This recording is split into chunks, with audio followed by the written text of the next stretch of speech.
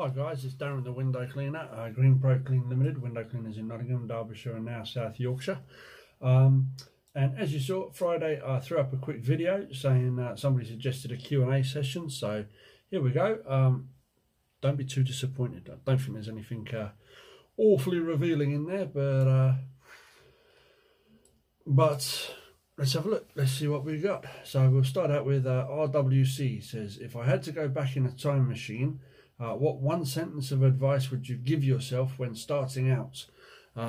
If I had to go out in a time machine, honestly, I would have gone a lot further back than when I started out window cleaning. And although, yeah, it's got me where I am today, there's much bigger things out there that I'd tackle as opposed to window cleaning. But the advice that I give to everybody starting out is don't listen to other people.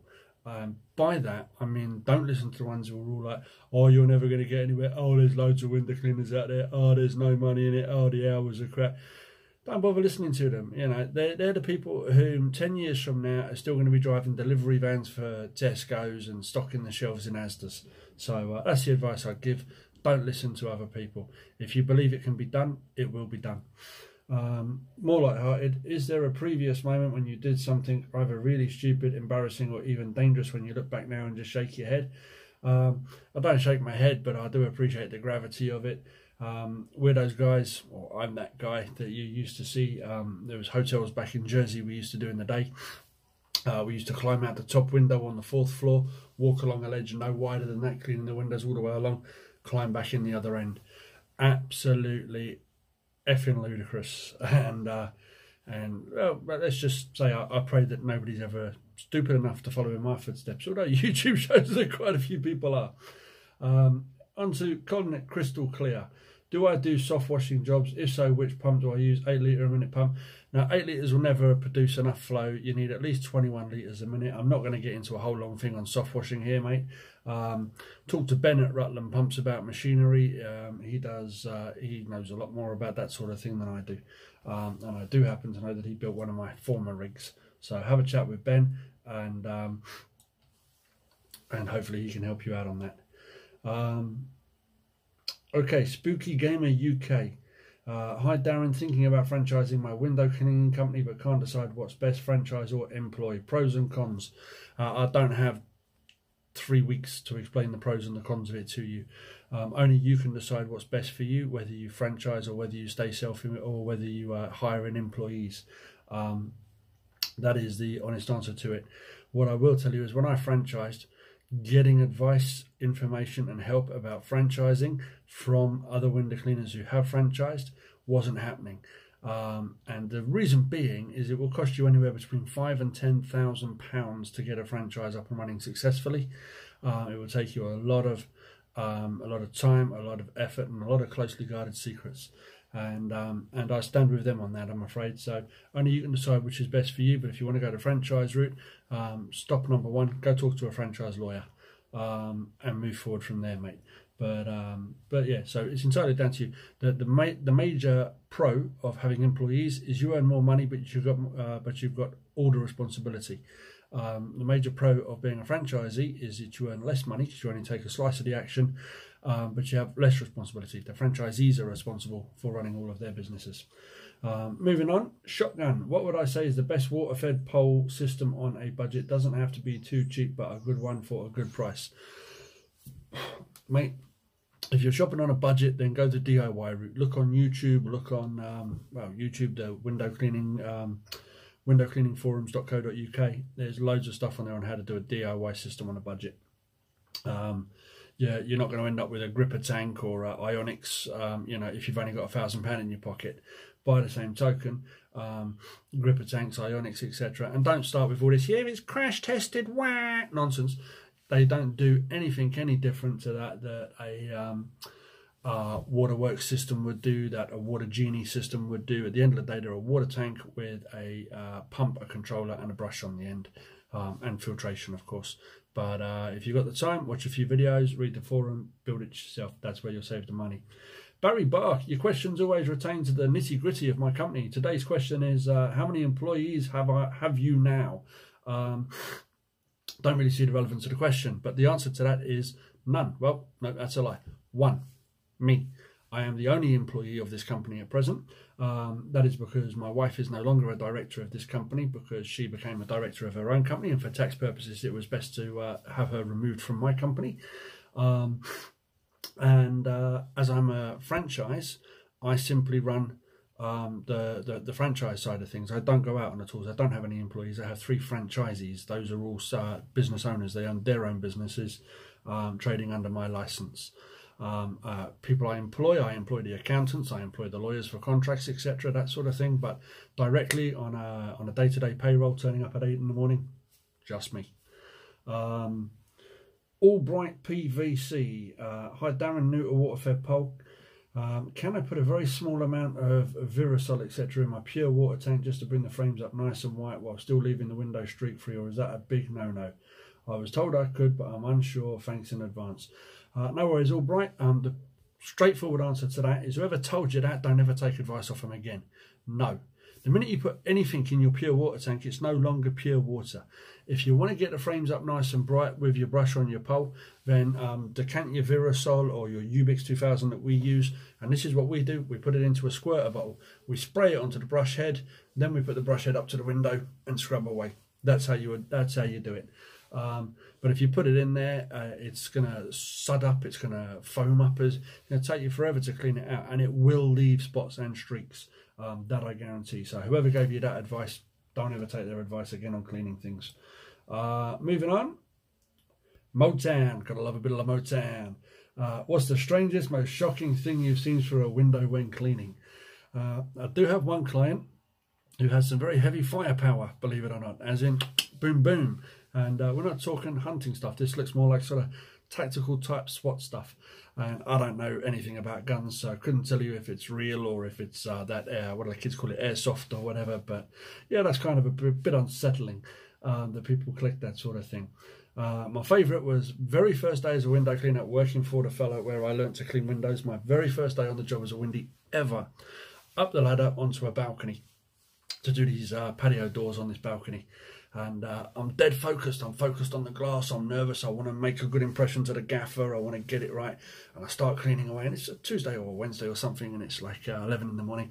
And I start cleaning away carefully. And all of a sudden I hear hysterical laughter.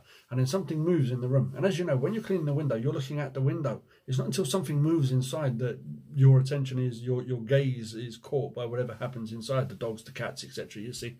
So I hear this hysterical laughter. And it can only be described as Uncle Albert and Nora Batty going at it, alpha leather on the sofa. They roll off and leg it off into the bedroom, laughing their asses off. I'm still scarred to this day. But anyway, on to the next. Andrew O'Kane. Do I think you should switch from trad to WFP? Picked up tons of work off the pole guys over the years through customers who were deeply unsatisfied by their work. I also know a WFP window cleaner who swears by it if it's done correctly, and filters changed regular, etc. Andrew, we take so much work off of traditional cleaners, it's not even funny, mate. The days of the traditional window cleaner, as far as doing residential houses, are well and truly numbered, mate. The writing's on the wall. Pole guys who, and I get this all the time, I go, oh, you don't have one of them waggly sticks with that squirts the water, do you? And I'm like, yes, we do. And that's exactly what we're going to use on your house. And you just have to explain to them that the reason being is that A, the previous cleaner hasn't rinsed it well enough, or B, they haven't scrubbed it well enough, or C, they haven't treated their water properly, purified it well enough, or a combination of all 3 of them. Which is normally the case, splash and dash and leg it on. Once you've explained it to them, they're like, oh, okay, I understand why it's a mess now. Why are we going to be any different? Because we have a 100% guarantee. If you ain't happy, don't pay us. And we like getting paid, so we make sure everybody's happy. And they always are. So, should you switch? Absolutely, mate. I don't want to read in the newspaper about a window cleaner laying in the hospital, or worse, from falling off a ladder for 10, 15 quid, whatever the job was worth, mate. So, yes, switch. Do it tomorrow. Multi-fuzzy head. What would I say is the best squeegee? Cheers, Pete. I'm not Pete, he's Pete. Multi-fuzzy head Pete. The best squeegee, here we go. This is World War III all over again. I can be quoted as categorically stating in the past on certain squeegees by a certain manufacturer, who won't remain nameless. I will name them. Mowerman, that I thought their squeegees were rubbish when they first came out. The end clips made it not work right. You had to dip them in hot water, bend the ends. Then it didn't work with the handle if you used it with a different manufacturer's handle. When I go and buy a tool, I want it to work. When I buy something, I want it to work out of the box. I don't need to modify it. I don't need to sod about. I'm not one of those, you know, I'm not a marksman who needs to tweak a rifle to perfection, this, that, the other. I'm the guy that's got the shotgun. Boom, just needed to hit the target, job done. I'm in the commercial world of window cleaning, not commercial jobs, but the business side of it, not the romantic side of it.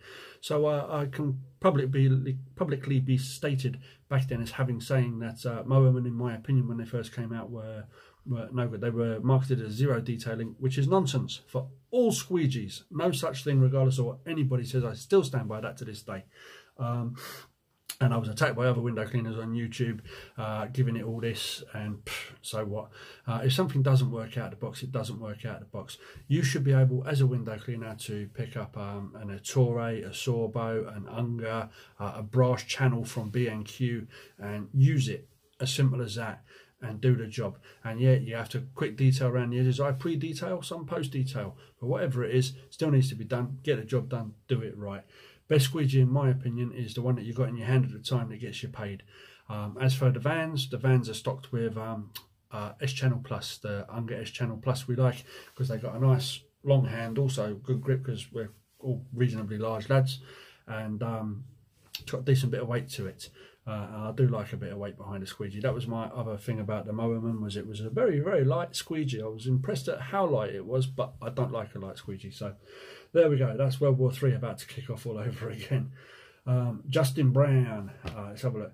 How do I effectively interview potential employees to increase the chance of hiring good staff? What are you looking for in a good employee? How often do, well, that's the first question from Justin. I use Indeed.com. I don't go on Facebook looking for employees. I don't go on to the job centre. If you go on the job centre, the people clicking on the button, the people coming through are the ones that have to apply for a certain number of jobs every week. Total waste of time, because if they don't apply for that number of jobs, they don't get their dole allowance or whatever it's called these days, their credits or whatever it is. So we use Indeed.com. We pay for adverts on there, and you will be amazed at the number of CVs you get through. And you get through 20 CVs a day. And you start phoning these people up, and here's the interesting part. When you phone them up, oh, hello, yes, you applied for the job through Indeed.com. Which job was that? I've applied for dozens. Right, well, that person's not really that interested in our particular field. And read through their CVs first. Half of them in the bin. One lad I remember sent me a CV that simply said, "Hi there, I need a job, I'll do anything."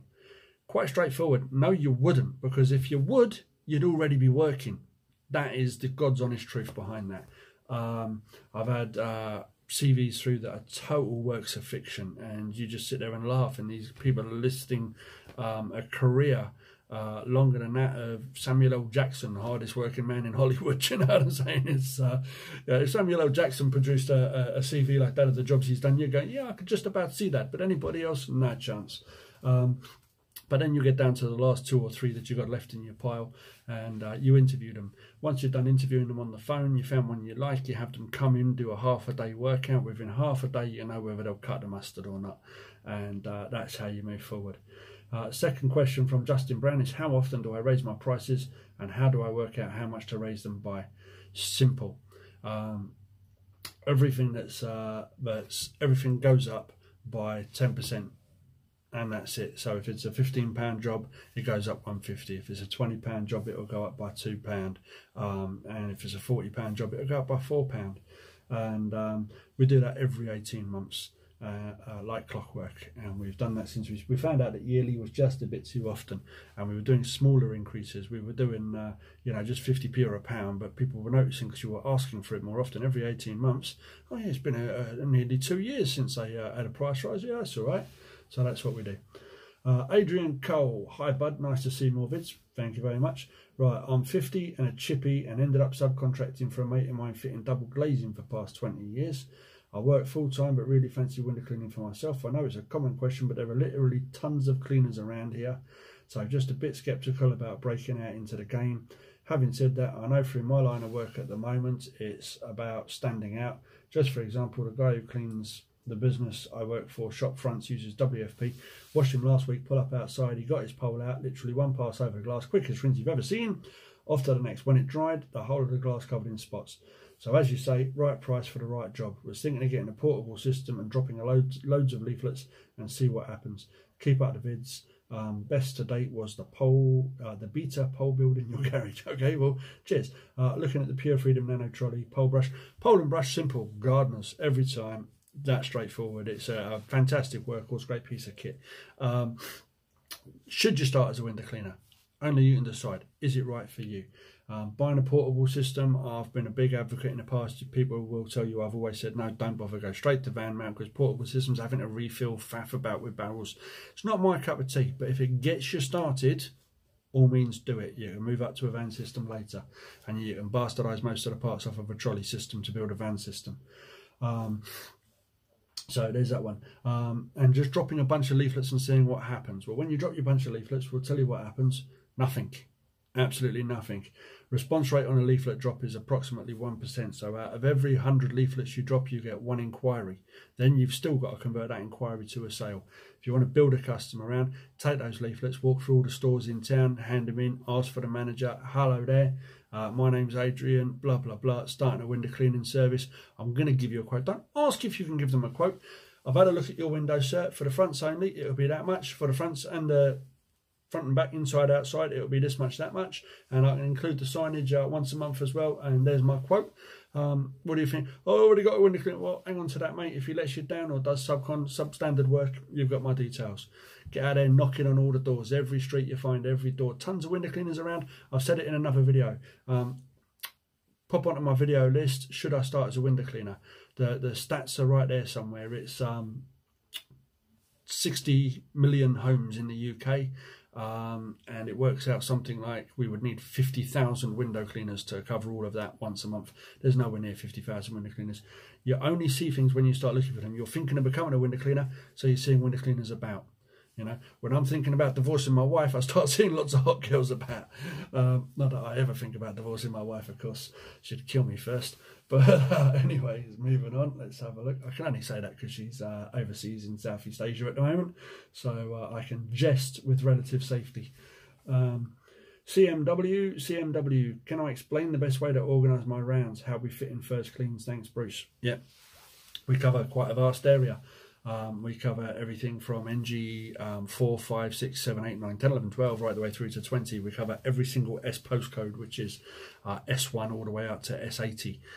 We cover half of the DE postcodes. And you know, 2 postcodes. First is what's called an outbound code. My postcode, for example, is DE55. That's the outbound postcode. And DE55, excuse me, will get you to this general area, South Normanton. 2EU, the inbound code, will get you onto this street. So anything in DE55, for example, is done on the first Monday of each month. Anything in DE56 is done on the second Monday of each month. Everything in NG17 is done on a particular day. And we always try to have the rounds so that they're bordering each other. So what we're doing on Monday is on the border of what we're doing on Tuesday, and then on the border of what we're doing on Wednesday. So if, for example, we miss something on the Monday, or there's a problem with something on the Monday, we're just next door on the Tuesday, so we can just nip back nice and quick and get it done. First cleans, they just drop into the round. They drop into the round as and when. When they come in, if somebody comes in that we've just missed, I say, no problem, Mrs. Smith. We have just missed you by a couple of days, but we can get you done in the next couple of days. But then it's only about 3 weeks till your second clean, or I can just start you on next month's rota. What do you prefer? 90% of them say start them the following month. 10% of them say, yeah, no problem, just do them tomorrow, and then, so happy day. So you always give the customer the choice. L verified. Have a good weekend, mate. Bang on, mate. It's been a very good weekend. Thank you very much. AW Photographic. Where is my unique and calm sounding accent from? Austin in Devon. So Austin, my calm and unique sounding accent. I'm a Jerseyman, Bakra already in my life, and for the most part, accents sound pretty much sort of like that. If you come from the countryside in Jersey, many people think that you're a South African, and if you come from the town sides, a lot of people think that you're more like an Australian.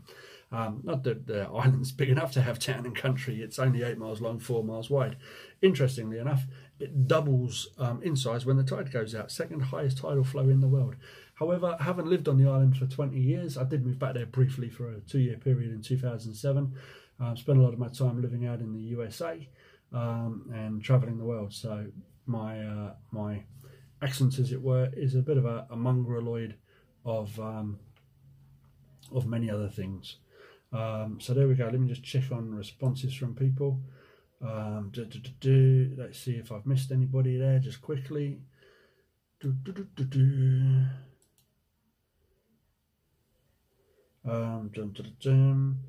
So yeah, shout out to Danny Dennett. Same question as Spooky Gamer, franchising the window cleaning company. XL window cleaning, Unger's good stuff. He bought a facelift pole and it was rubbish. That's in reply to Shotgun's question of would you say best Waterford pole. Unger had been at it for a long time. And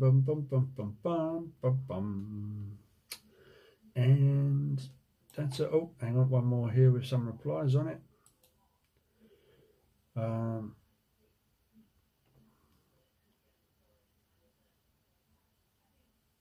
Oh, okay, brilliant idea, Bruce. Whoever, Bruce, yeah, CNW.